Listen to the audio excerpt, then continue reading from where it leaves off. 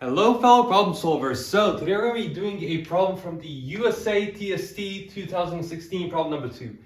I absolutely love just the way the geometry problem here is phrased. It's a phenomenal geometry problem. I found it beautiful. And I suggest you try it out for a minimum of 45 minutes. Ideally an hour and a half to maybe 2.5 hours, not more than 3.5 hours.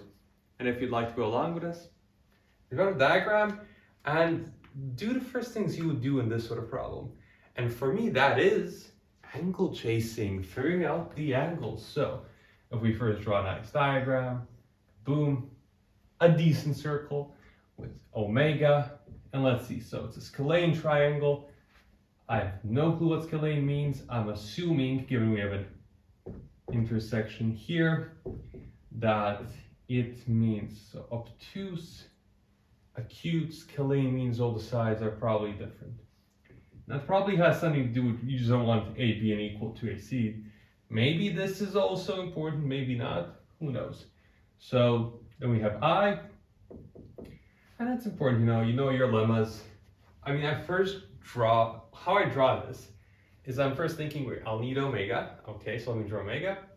Now it says I need I need the intersection of the angle bisector with BC and omega. So I'm first going to draw like F, because I know that's the midpoint. Okay, now this is actually a very bad diagram, but it will suffice. Actually, it won't.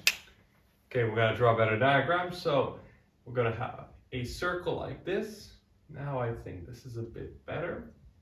Boom. Made a point here, F. And as I was saying, it's good to know your lemmas, just so you know like how you're going to draw F, and then I know I can draw E.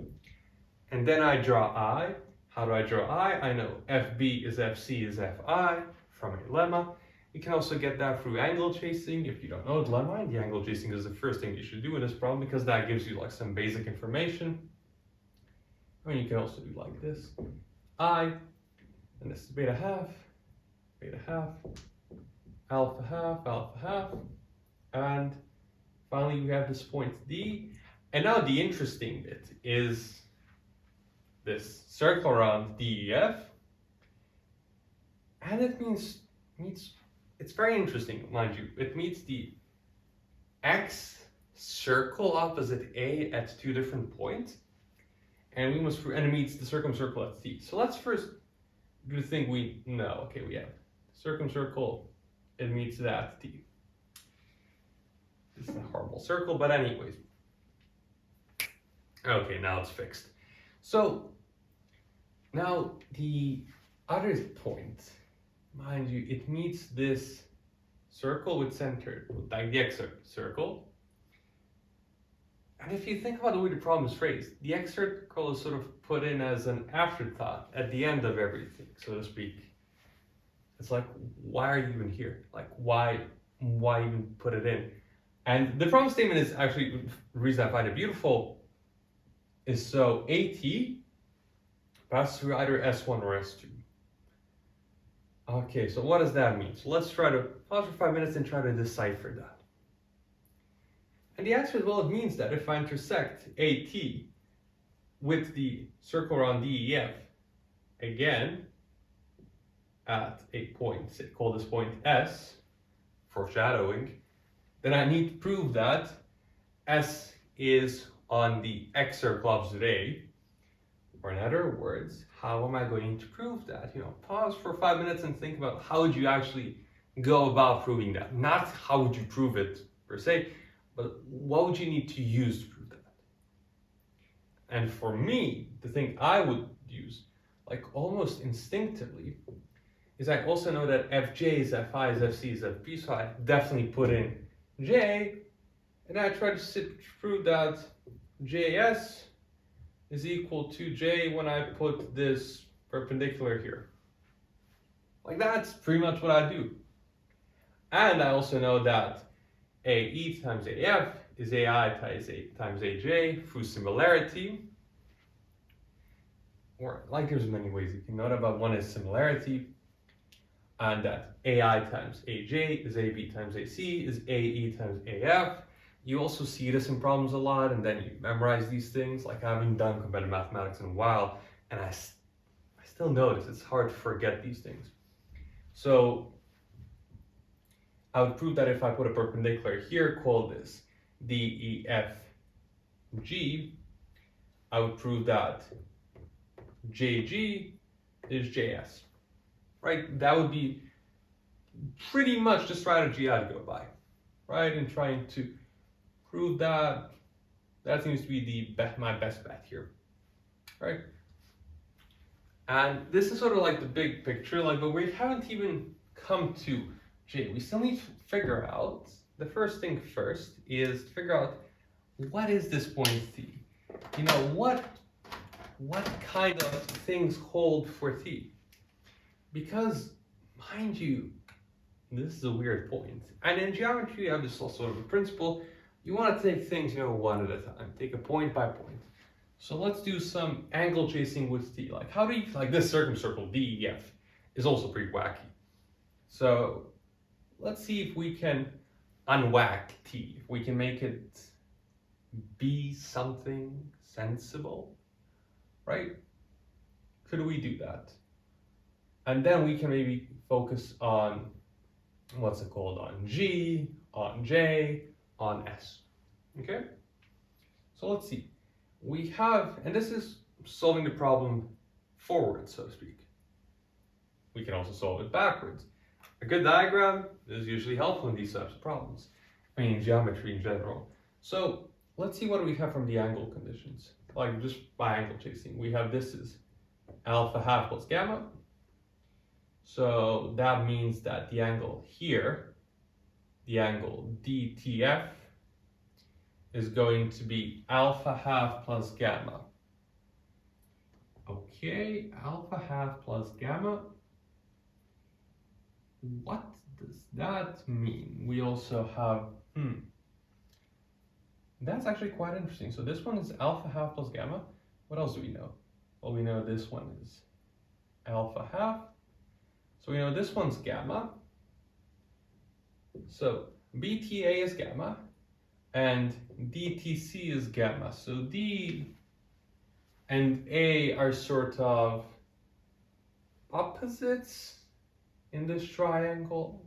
This also has a name, but the name doesn't matter, the principle does. So these two are sort of like reflections of one another with respect to the angle bisector. And now a big sort of thing in geometry is when you ask yourself, how would I construct these points? Like, knowing how to construct points can sometimes ground them in concepts you already know.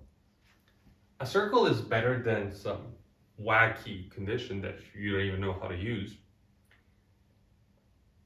But is there something else that we can say, like, this circle is not super familiar to me, at least when I saw the problem, was not super familiar. But is there anything that could be a little bit familiar to you? And the answer is, so wait a second. DTC is gamma. What would be nice if I know that this angle is gamma? What point would be nice to add? Pause for 10-20 minutes and try to work with this. And the answer is, well, given these two are angles like this, or two equal angles, that means if I intersect this here into point Z, I'll have that ZC is AB. In other words, AZ is parallel to BC. And this gives me a way to construct T without this wacky circumcircle, right? So that's nice, right? I have a way that I can now get to the point T. Now with this in mind, what will we do now? So now we have sort of a way we've grounded this. And also mind you, G is to A what D is to Z. And vice versa. That's also a thing that you can see, like everything now here is a reflection with respect to the side bisector of BC. Like A and Z are reflections, G and D are reflections. I mean, not everything, but there's some reflections here. going on. And now it would be interesting to see, okay, so now I have t grounded in a bit into something that I have some experience with, some semblance of an experience with. Now what do I do? And there are a couple of ways to proceed here. I invite you to pause for another 10-20 minutes, try to push the problem further, and here's one way. One way of thinking about this says, okay, I have Z, let me now look at this J, G. I want to connect this point S somehow to this point G. Like, this is my best bet. Like, this is the most symmetric bet if I just add one point. G is the most symmetric bet. I look at this and you're saying, wait a second, so this would be on the circumcircle. And this would be on both of these. So I'd have this angle over here. Okay, that would be equal to something, but I don't quite have it yet. However, if you look at the diagram, and I hate to say this, but it's true, and it is a way of getting inspiration. G and S, look kind of interesting together. They look like there's a connection between the two of them, other than the fact that they're on the circumcircle. That's one way. Another way is to say, okay, wait a second, let me use the fact that everything's symmetric with respect to this bisector of BC. So I don't know this angle X, but it's also equal to this angle right here. FDE is also X. And I would have that, I have, when I intersect AT, I have this angle as X. The angle FSE is also X. And so is FET, ETF is also equal to X. So, is there a way, thinking about this, what would be a nice to have? What would be nice if it were true? And this is what really let me, what would I like here to be true? I have these reflections with respect to something here. And the sort of best case scenario for me is if just G, once I reflected it with respect to AI, would be on AT, would be the thing I need. And can I prove that for G? And the thing is, well, if I just reflect G, say I don't call this S, say I'll just reflect G, and I'll have a point that's on the circle here, all right? Like G prime is a reflection of G here. And now what do I have? Well, I have that, what angle conditions do I have? Well, I have this angle right here, G prime E F. I have this is alpha half plus gamma. This is equal to this because I've reflected G. And this angle is also equal to G prime T, G prime T out is then equal to, because this is alpha half plus gamma, then this is alpha half plus beta. But what is also alpha half plus beta? Well, it's the angle with respect to AF, so ATF is also alpha half plus beta, and this finishes out the problem. Now, let me clear up the board and I'll show you a different way, a method of going about this problem. And the second way you could really come to this without this maybe more convoluted way of thinking about it is to say, okay, wait a second, once I intersect this again, like this S must be like the same as, like the same distance from J as G is. So one way of thinking about it is, wait a second, I have this angle, right?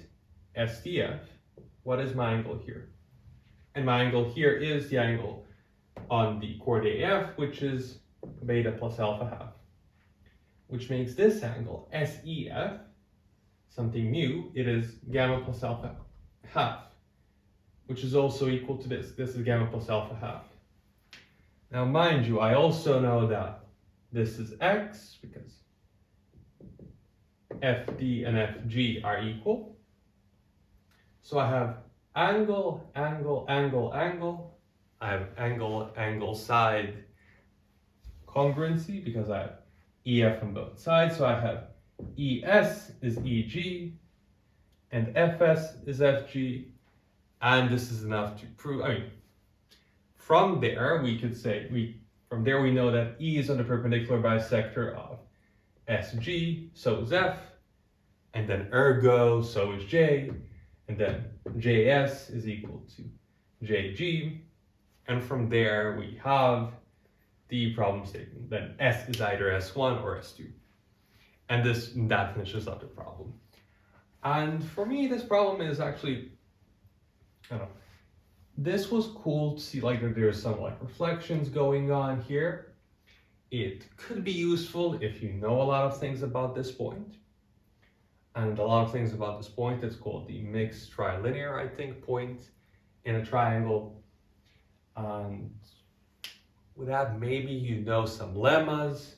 Like you would notice as soon as you saw that this angle, the angle Z, that Z, D, and T were collinear, you would know that this point is special in that way.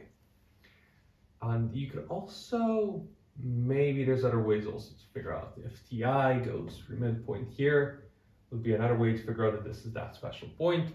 But that would be, I think, more difficult to figure out. I can't see it immediately. However, this finishes up the problem, and it's sometimes goes show, like what I want to show with this problem in particular is how to sort of decipher like this condition. Like sometimes problems are made to sound harder than they are, right? We're intersecting this circle around D, E, F with the excircle opposite A, and you're like, what? How do I ever do that? But in reality, you don't. You're never going to do that. I mean, you could do that, but why do it? When the problem condition says AT passes through it, there's only one point on AT that could be simultaneously on this circle and the exit and the excircle. That's S. Why bother with anything else? I mean, it could be T as well, like if this was tangent. Could it be tangent? I think, the jury's open on that. Now, this finishes up our problem, and as always, thanks for problem solving.